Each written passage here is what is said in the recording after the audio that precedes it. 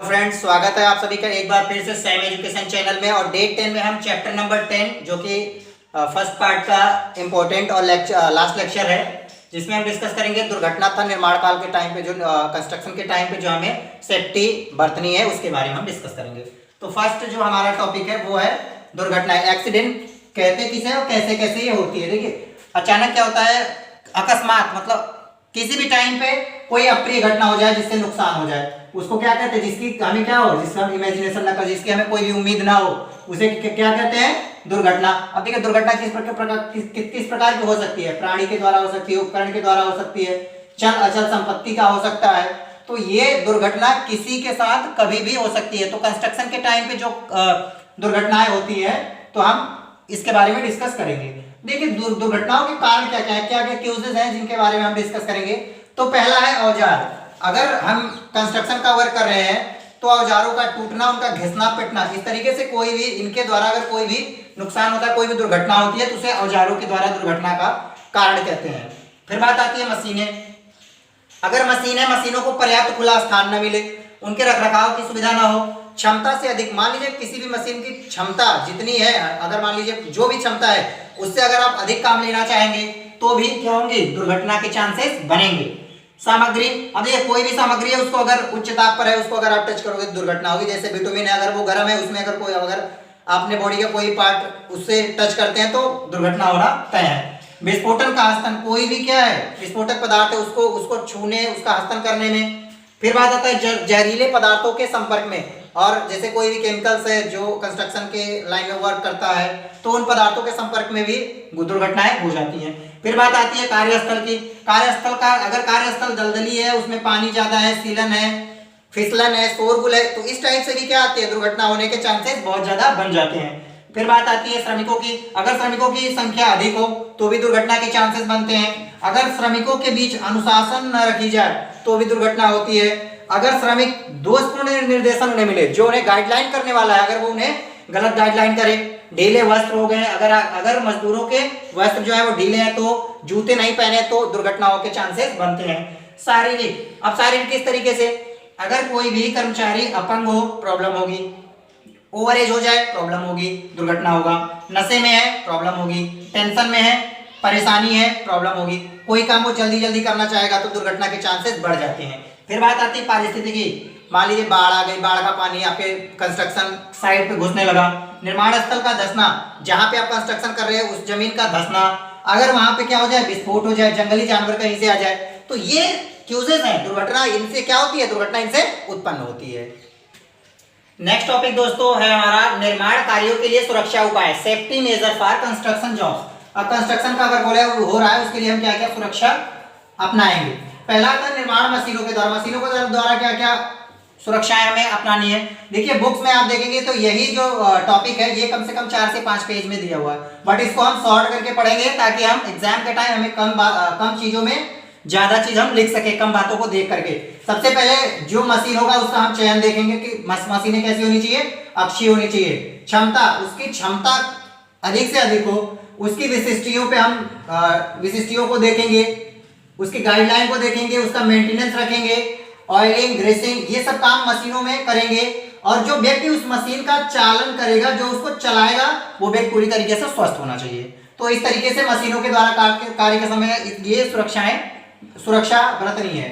फिर बात आती है खुदाई का कार्य। अगर खुदाई का कार्य कर रहे हैं तो खुदाई से पहले हमें चेक करना है सीवर, गैस पाइपलाइन, टेलीफोन के तारों का, ये विभाग के द्वारा हम इसकी जानकारी ले लेंगे। फिर अगर वहां पे देखेंगे, अगर वो जमीन, अगर एक्सवेशन वर्क कर रहे हैं, अगर वो ढहने वाला है या ढह जाए किसी कारणवश, तो उसके पहले से हम क्या लगा देंगे, सपोर्ट लगा देंगे। उसके लिए हम हेलमेट्स पहनेंगे, सेफ्टी पेटी आती है, सुरक्षा की पेटी, सेफ्टी बेल्ट, उसका यूज करेंगे, हेलमेट का यूज करेंगे।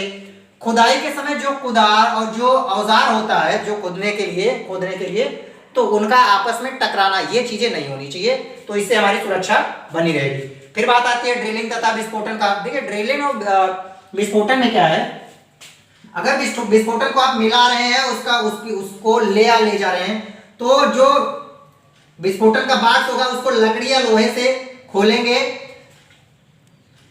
चेतावनी पट्टिका लगाएंगे, स्मोकिंग वहां पे बिल्कुल नॉट अलाउड कर देंगे, उसको हम ताला ताला बंद करके रखेंगे। आंधी तूफान के टाइम पे उसको हम नहीं खोलेंगे। अब मान लिया ड्रिलिंग व छिद्र की भराई कर रहे हैं, तो ड्रिलिंग का जो क्षेत्र है उसकी जानकारी हमें होनी चाहिए, छिद्र की जो दूरी है उसकी जो गहराई है उसका ज्ञान होना चाहिए। अब जहां पे विस्फोटन का वर्क हो रहा है, विस्फोटन के जैसे विस्फोटन का जो पदार्थ है अनाधिकृत व्यक्ति उसके पास न जाए, इसका ध्यान रखना है। छिद्र की सफाई करनी है अच्छे से, उसकी भराई और ठुकाई अच्छे से करनी है। फिर अगर चिंगारी आप दिखा रहे हैं तो विद्युत की तारें सर्किट को चेक कर लेना है, बैटरी की जांच कर लेनी है, जो पतीले की लंबाई है उसकी जांच कर लेनी है। चिंगारी से पहले सायरन को बजाना है। अगर विस्फोटन का कार्य हो जा रहा है उसके बाद की जो बात आती है, अगर विस्फोटन का कार्य हो गया तो आधे घंटे बाद हम वहां पे जाएंगे। छिद्रों का जो जांच है वो ध्यान से करेंगे, जो छिद्र नहीं भरे उनको हम चिन्हित कर लेंगे। फिर अब गर्म बिटुमेन प्रलेपन, अगर हॉट बिटुमेन है उसकी कोटिंग कर रहे हैं तो सबसे पहले ट्रैफिक को रोक देना है लाल झंडे के द्वारा वहां पे, और लाल झंडे से हमें रोक देना है कि नो एंट्री का वो जोन बना देना है।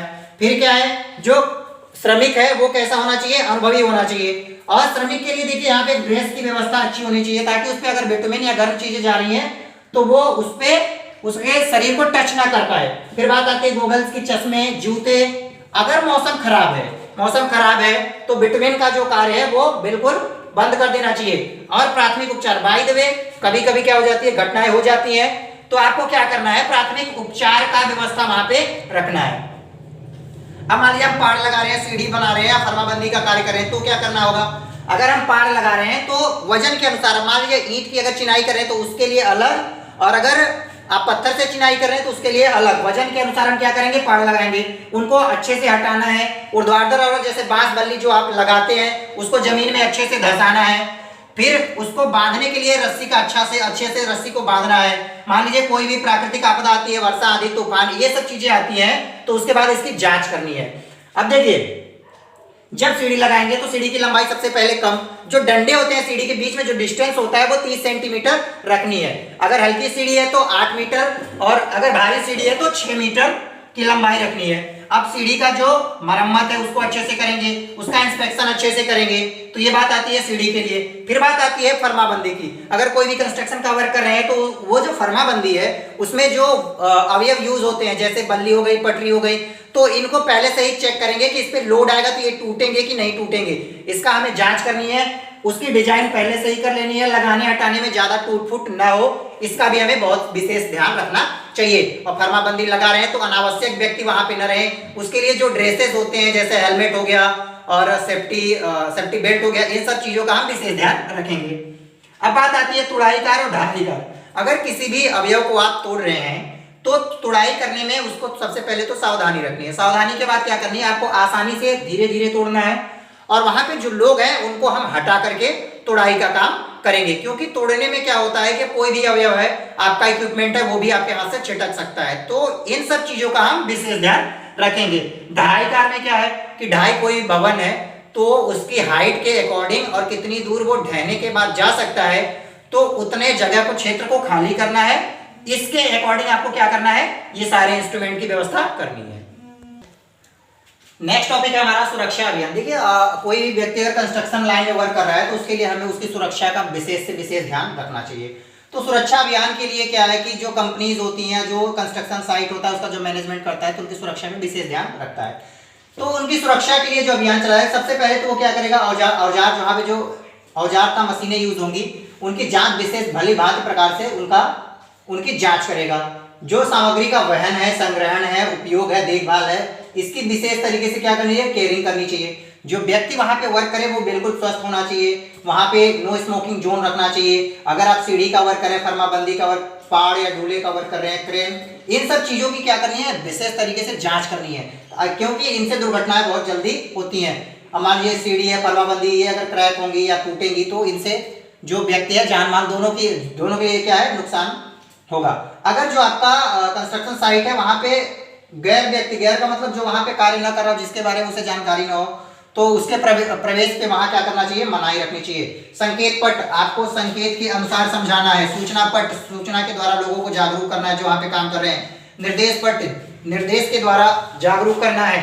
जीवन रक्षक उपकरण जैसे हेलमेट हो गया, गोगल्स हो गए, कपड़े हो गए, जूते हो गए, इन सब के द्वारा क्या करना है, जो वहां पे वर्कर्स हैं उनका क्या करना है, उनकी सुरक्षा करनी है। समय समय पे उनको जानकारियां देनी है सुरक्षा के वाक्य आप सुने होंगे, सुरक्षा पहले कार्य पीछे, सुरक्षा जागे दुर्घटना भागे, इस तरीके के आप कई कहावत सुने होंगे। तो ये क्या होंगे, ये जो वर्कर्स होते हैं उनको ये क्या करते हैं, एक प्रकार से मोटिवेट करते हैं।